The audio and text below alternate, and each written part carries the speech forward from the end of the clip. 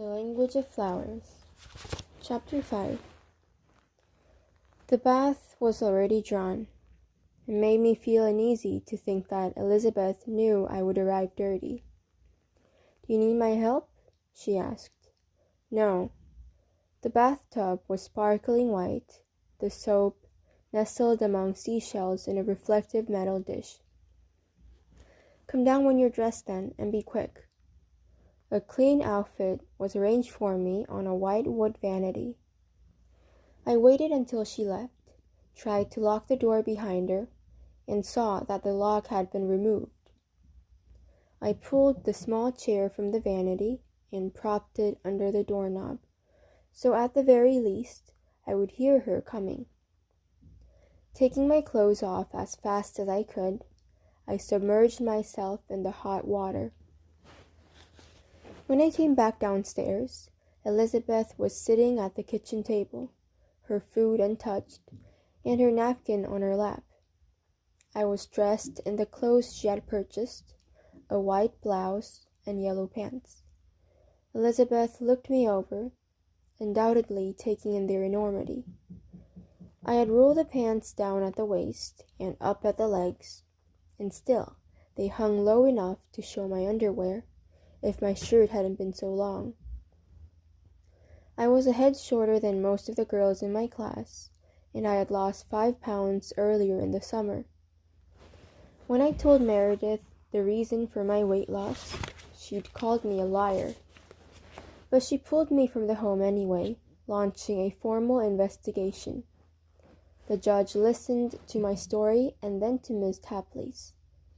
"I will not be made a criminal for refusing to cater to the demands of a picky eater," she had written in her testimony. The judge proclaimed the truth to lie somewhere in the middle, his eyes on me stern and accusing. But he was wrong. Miss Tapley was lying. I had more faults than Meredith could list on a court report, but I was not a picky eater. For the entire month of June, Miss Tapley had made me prove my hunger. It started on my first day in her home, the day after school let out. She helped me unpack my things in my new room and asked, in a voice kind enough to arouse my suspicion, to know my favorite and least favorite foods. But I answered anyway, hungry. "Pizza," I said, "and frozen peas." For dinner that night, she served me a bowl of peas, still frozen. "If I was truly hungry," she said, "I would eat it." I walked away. Miss Tapley locked the refrigerator and all the kitchen cabinets. For 2 days, I left my room only to use the bathroom. Cooking smells pushed under my door at regular intervals. The phone rang, and the TV grew louder and softer. Miss Tapley did not come to me. After 24 hours, I called Meredith, but my reports of starvation were so common that she did not return my call. I was sweating, shaking, when I returned to the kitchen table on the 3rd night. Miss Tapley watched my weak arms attempt to pull the heavy chair away from the table. Giving up, I slid my paper-thin body into the crack between the table and the back of the chair. The peas in the bowl were shriveled and hard.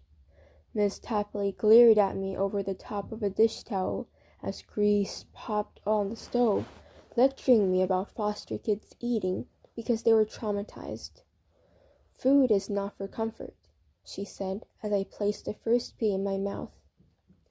It rolled down my tongue and stuck in my throat like a pebble. Swallowing hard, I ate another, counting each pea as it went down.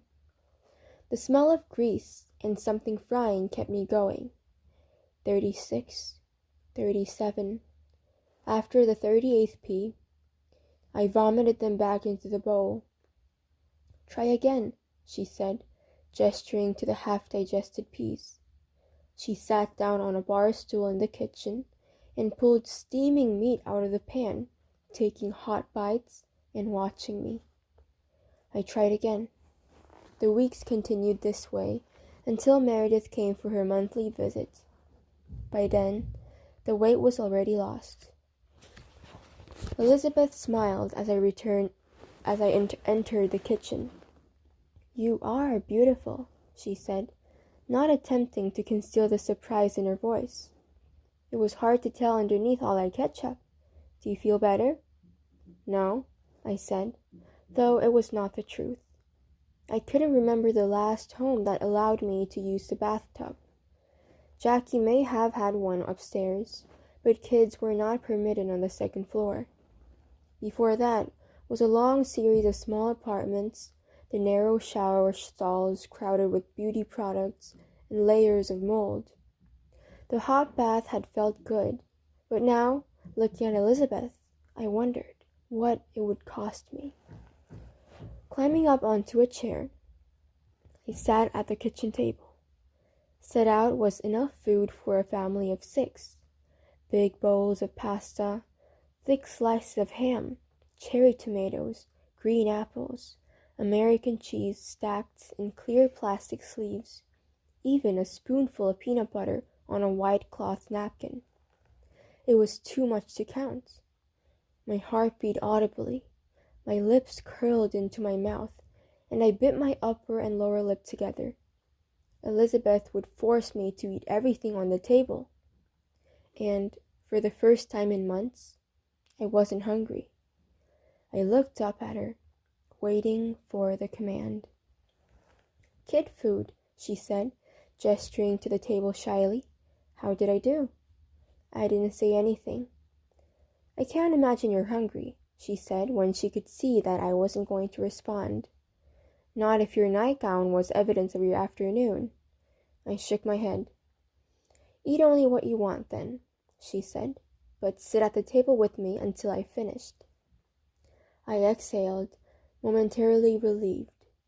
Dropping my eyes to the table, I noticed a small bouquet of white flowers.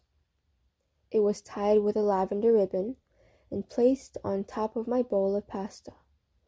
I studied the delicate petals before flicking it off my food. My mind filled with stories I'd heard from other children, tales of poisoning and hospitalizations. I glanced around the room to see if the windows were open, in case I needed to run. There was only one window in the room of white wood cabinets and antique appliances, a small square above the kitchen sink, with miniature blue glass bottles lining the windowsill. It was shut tight. I pointed to the flowers. "You can't poison me, or give me medicine I don't want, or hit me, even if I deserve it. Those are the rules." I glared across the table when I said it, and hoped she felt my threat. I had reported more than one person for spanking. "If I were trying to poison you, I would give you foxglove or hydrangea, maybe anemone, depending on how much pain I wanted you to feel and what message I was trying to communicate." Curiosity overcame my dislike of conversation. "What are you talking about?" "These flowers are starwort," she said. "Starwort means welcome. By giving you a bouquet of starwort, I'm welcoming you to my home, to my life." She twirled buttery pasta on her fork and looked into my eyes without a glimmer of humor. "They look like daisies to me," I said, "and I still think they're poisonous." "They aren't poisonous, and they aren't daisies. See how they only have 5 petals, but it looks like they have 10? Each pair of petals is connected in the center." Picking up the small bouquet of flowers, I examined the little white bundle. The petals grew together before attaching to the stem, so that each petal was the shape of a heart. "That's a characteristic of the genus Stellaria," Elizabeth went on, and she could see that I understood. "Daisy is a common name and spans many different families, but the flowers we call daisies typically have more petals, and each petal grows separate from the others. It's important to know the difference, or you may confuse the meaning. Daisy means innocence, which is a very different sentiment than welcome." I still don't know what you're talking about, I said. Are you done eating? Elizabeth asked, setting down her fork. I'd only picked at the slabs of ham, but I nodded. Then come with me and I'll explain. Elizabeth stood and turned to cross the kitchen. I stuffed a fistful of pasta into one pocket and dumped the bowl of small tomatoes into the other. Elizabeth paused at the back door, but did not turn around. I pulled up my knee socks and lined the American cheese between my socks and calves. Before jumping down from the chair, I grabbed the spoon of peanut butter, licking it slowly as I followed Elizabeth. 4 wooden steps brought us down into a large flower garden. I'm talking about the language of flowers, Elizabeth said. It's from the Victorian era, like your name. If a man gave a young lady a bouquet of flowers, she would race home and try to decode it like a secret message. Red roses mean love, yellow roses, infidelity. So a man would have to choose his flowers carefully. What's infidelity? I asked as we turned down a path and yellow roses surrounded us on all sides. Elizabeth paused. When I looked up, I saw that her expression had turned sad. For a moment, I thought something I said had disturbed her, but then I realized her eyes were directed at the roses, not at me. I wondered who had planted them. It means to have friends. Secret friends, she said finally. Friends you aren't supposed to have. I didn't understand her definition, but Elizabeth had already moved along the path, reaching out for my peanut butter spoon to drag me with her. I snatched my spoon back and followed her around another bend. There is rosemary, that's for remembrance. I'm quoting Shakespeare. You'll read them in high school. And there's columbine, desertion, holy, foresight, lavender, mistrust. We took a fork in the path, and Elizabeth ducked under a low-hanging branch. I finished the last of the peanut butter with one slow lick, threw the spoon into the bushes, and jumped up to swing on the branch. The tree did not sway. That's an almond tree. Its spring blossoms are the symbol of indiscretion. Nothing you need to know about. A beautiful tree, though, she added, and I've long thought it would be a great place for a tree house. I'll ask Carlos about building one. Who's Carlos? I asked, jumping down. Elizabeth was ahead of me on the path, and I skipped to catch up. The foreman. He lives in the trailer between the tool sheds, but you won't meet him this week. He took his daughter camping. Parla's 9, like you are. She'll look out for you when you start school. I'm not going to school, I said, struggling to keep up. Elizabeth had reached the center of the garden and was making her way back to the house. She was still pointing out plants and reciting meanings, but she walked too fast for me to keep up. I started to jog and caught up with her just as she reached the back porch steps. She crouched down so that we were eye to eye. You'll start school a week from Monday, she said, 4th grade. And you aren't coming inside until you bring me my spoon.